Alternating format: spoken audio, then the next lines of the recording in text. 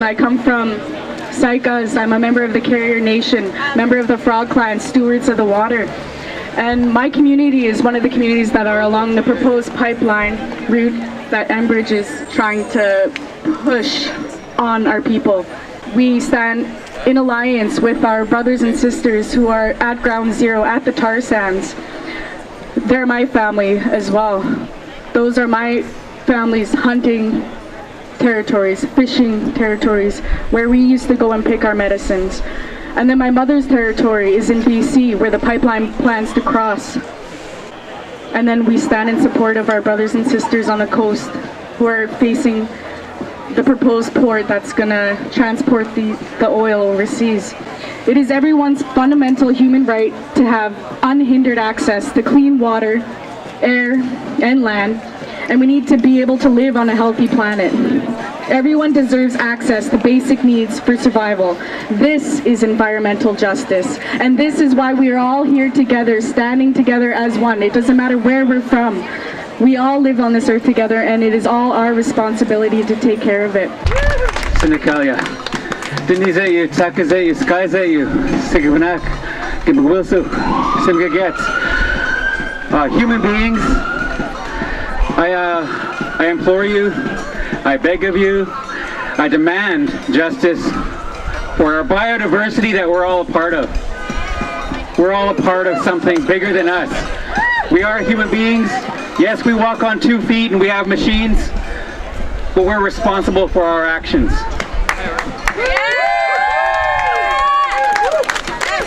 I ask that everybody looks critically at industry. They look critically at who runs industry, policies, government, everybody sitting on each other's boards, making sure they got each other's backs.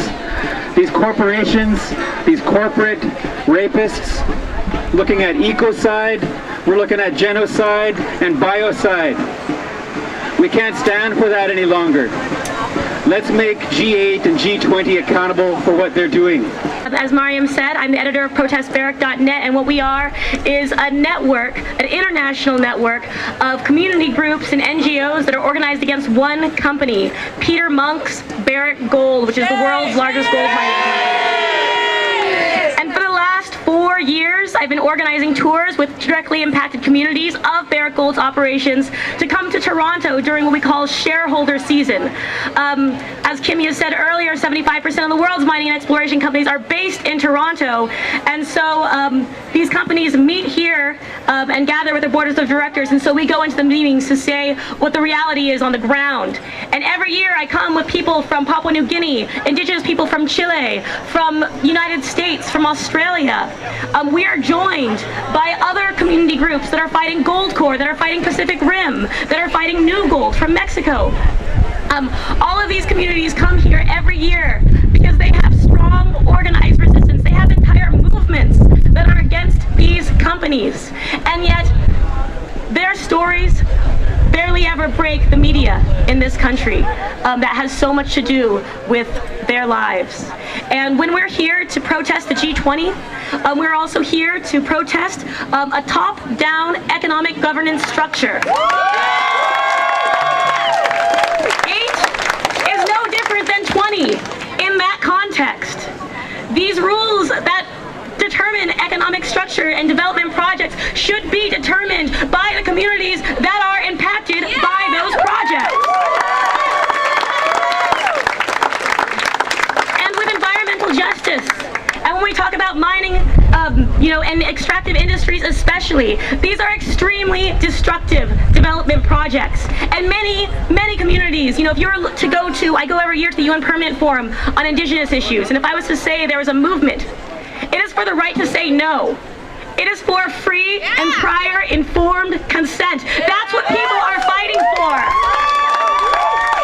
And that is so much of what environmental justice is all about. These destructive corporations that are exploiting people around the world have infiltrated our society, have taken those profits and used it to buy influence at universities, use it to buy influence with politicians by giving money to public hospitals and public institutions.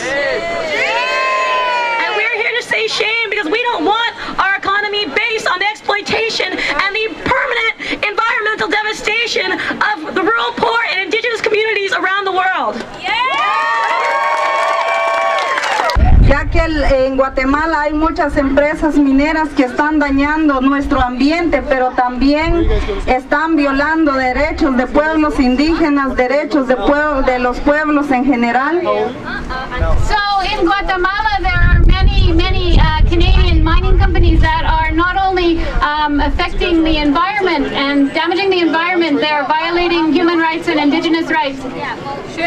Queremos decirles también que están dividiendo a nuestras comunidades, están generando violencia en nuestras comunidades. And I want to say that they're dividing our community. They're creating violence, and social violence and violence in our communities.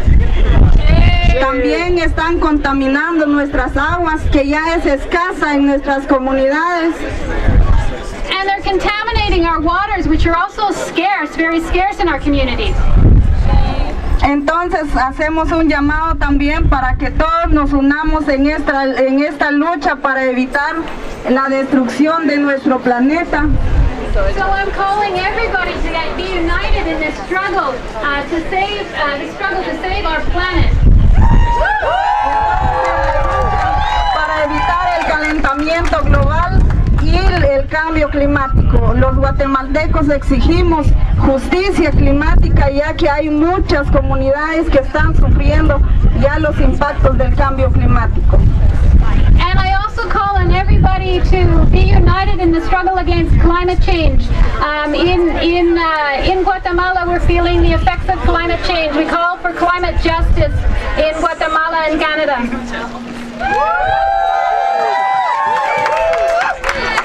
Adelante en la lucha, ya que tenemos que salvar el planeta, pero nosotros también nos tenemos que salvar. La humanidad está en peligro en la actualidad.